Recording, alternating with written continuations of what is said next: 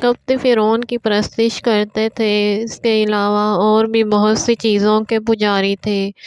بنی اسرائیل مصر میں زمانے تک قبطیوں کے ساتھ رہے، ان کے ساتھ اٹھتے بیٹھتے اور صبح سے شام تک ان کی تمام حرکتوں کا مشاہدہ کرتے۔ ان کی پوجا پاٹ اپنی آنکھوں سے دیکھتے رہے تھے۔ طبیعت تو جاذب ہے، ہر رنگ اس پر چڑھ جاتا ہے۔ پھر صحبت کا اثر، رفتہ رفتہ ان کے دل بھی شرک سے مانوس ہونے لگے اور شرک سے نفرت جو ان کے رگ و ریشے میں سرایت تھی وہ دور ہونے لگی۔ پھر تو یہ ہوا کہ شرک کی طرف ان کا دل ایسے زور شور سے بڑھا جیسے پانی ڈھلوان کی طرف بڑھتا ہے۔ گناہ دیکھتے دیکھتے گناہ کی اہمیت دل سے نکل جاتی ہے اور کرتے کرتے دل رنگ آلود ہو جاتے ہیں۔ مذاق بگڑ جاتا ہے، اچھے برے کی تمیز نہیں رہتی، برے بھلے کا امتیاز ختم ہو جاتا ہے۔ یہی حال بنی اسرائیل کا تھا کہ ہر برائی کی جانب بہت زور و شور سے لپکتے اور بہت جوش و خروش کے ساتھ اس پر گامزن ہوتے اور بھلائی کی طرف کبھی خیال ہی نہ جاتا، بلکہ اس راستے سے کترا کے نکل جاتے، خواہ اس میں ہزارہا نقصانات اور بے شمار زحمتیں ہوں۔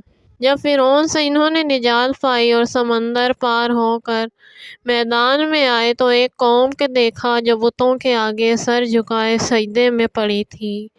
یہ منظر انہیں بہت ہی بھایا اور خوش جوش میں آ کر کہنے لگے، موسیٰ، ہماری خواہش ہے کہ ہم کو بھی ایک معبود ایسا ہی مل جائے۔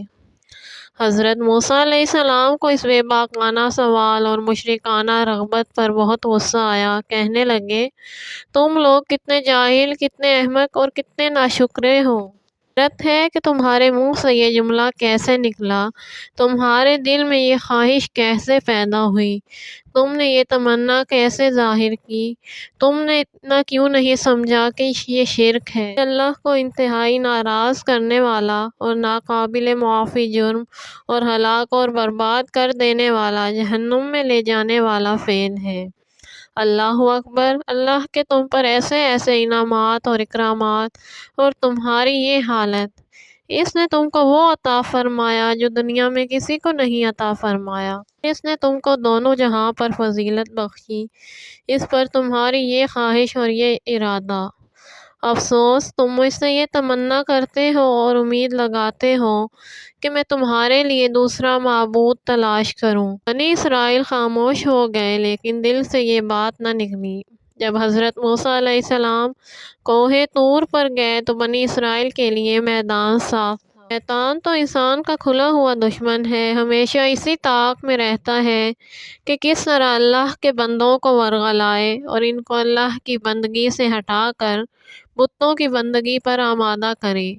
بس جہاں موقع ملا وہیں اپنا سکہ بٹھا دیا۔ یہاں میدان صاف تھا، حضرت موسیٰ علیہ السلام تو جا چکے تھے اور بنی اسرائیل تو اس کی مٹھی میں تھے، فوراً ہی شرک پر آمادہ کیا۔ وہ تو پہلے سے چاہتے تھے۔ ان کی قوم میں ایک شخص تھا جس کو لوگ سامری کہتے تھے۔ اس نے ایک بچڑا بنایا اور لوگوں سے کہا، یہ تمہارا اور موسیٰ علیہ السلام کا معبود ہے۔ بنی اسرائیل تو پہلے سے ہی فریفتہ تھے اور اس کا اظہار بھی حضرت موسیٰ علیہ السلام سے کر چکے تھے۔ دیکھتے ہی اس پر ایسا گرے جیسے شہد پر مکھی گرتی ہے۔ خوب سمجھتے تھے کہ نہ یہ بات کر سکتا ہے، نہ کسی قسم کا نفع نقصان پہنچا سکتا ہے، نہ یہ ہدایت دے سکتا ہے، نہ یہ رزق کا کفیل ہو سکتا ہے، نہ بیماری سے صحت دے سکتا ہے، نہ مارنے جلانے پر قدرت رکھتا ہے۔ مسلمان ہو کر، مسلمانوں کی گودوں میں پرورش پا کر، اسلامی ماحول میں رہ کر، توحید کے پرستار ہو کر یہ بے جا حرکت کی، جان بوجھ کر کنویں میں گرے۔ حضرت ہارون علیہ السلام نے ان کو بہت سمجھایا، ہر طرح سے، ہر طریقے سے نصیحت کی، ڈرایا دھمکایا، لیکن وہ آسانی سے ماننے والی قوم نہ تھی۔ حضرت ہارون علیہ السلام نے فرمایا، اے قوم، تم بڑے فتنے میں پڑ گئے، حیرت ہے کہ تم نے کیا سمجھ کر ایسا کیا، ارے یہ پتھر کی مورتی تمہاری معبود ہے، تم ان کو معبود سمجھتے ہو۔ اے قوم، تمہارا رب تمہارا معبود تو وہ ہے جو آسمانوں اور زمین کا مالک ہے، جس نے تم پر بڑے بڑے احسانات کیے۔ کتنے افسوس کی بات ہے کہ اپنے حقیقی مالک سے رشتہ توڑ کر بچھڑے سے رشتہ جوڑا ہے۔ اے قوم، میرا کہنا مان لو، میری اطاعت کرو، ورنہ اس کا انجام بہت برا ہوگا۔ لیکن بنی اسرائیل کے رگ و ریشے میں بچھڑے کی محبت سما گئی تھی اور سامری کا جادو اثر کر گیا تھا۔ بھلا وہ کیا حضرت ہارون علیہ السلام کی بات مانتے؟ کہنے لگے، ہم تمہارے کہنے سے چھوڑ نہیں سکتے، نہ تمہاری بات مان سکتے ہیں۔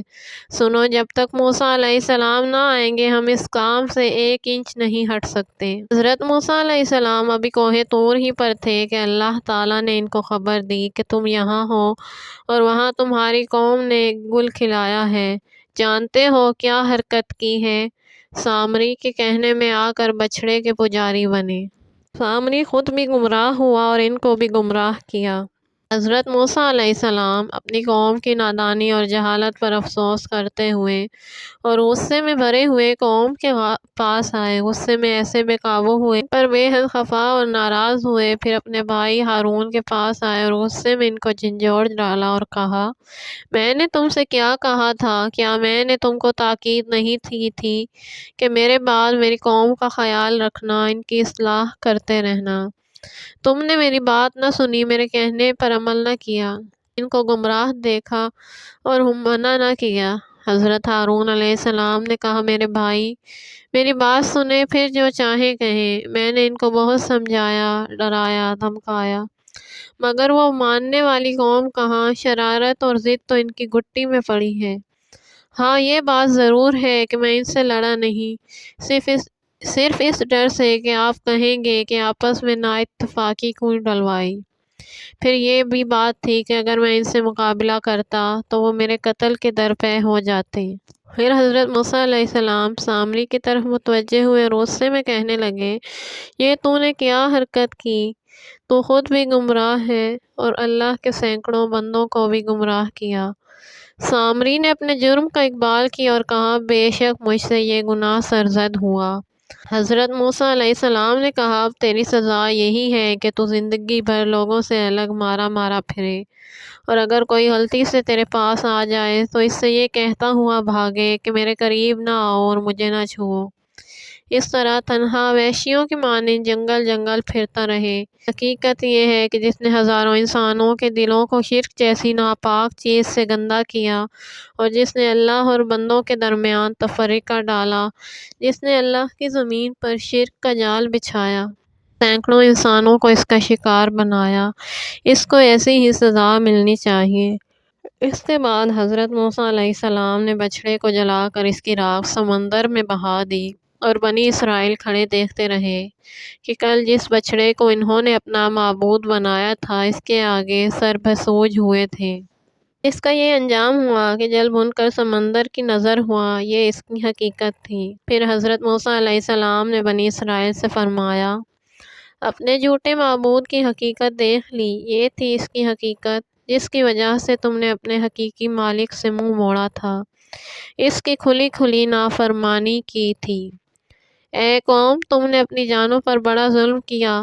کتنے افسوس کی بات ہے کہ تم نے اپنے پیدا کرنے والے ماں باپ سے زیادہ شفیق قادر مطلق کو چھوڑ کر بچھڑے کی بندگی اختیار کی، اس کو اپنا معبود سمجھا۔ کتنے غضب کی بات ہے۔ اب تمہاری سزا یہ ہے کہ تم اپنے پروردگار سے توبہ کرو اور اپنے اس جرم کی معافی مانگو اور اپنا خون بہانے پر تیار ہو جاؤ۔ اگر تمہیں اس کی خواہش ہے کہ ہمارا یہ جرم معاف ہو اور ہمارا پروردگار ہم سے راضی ہو تو اس کی تلافی یہی ہے۔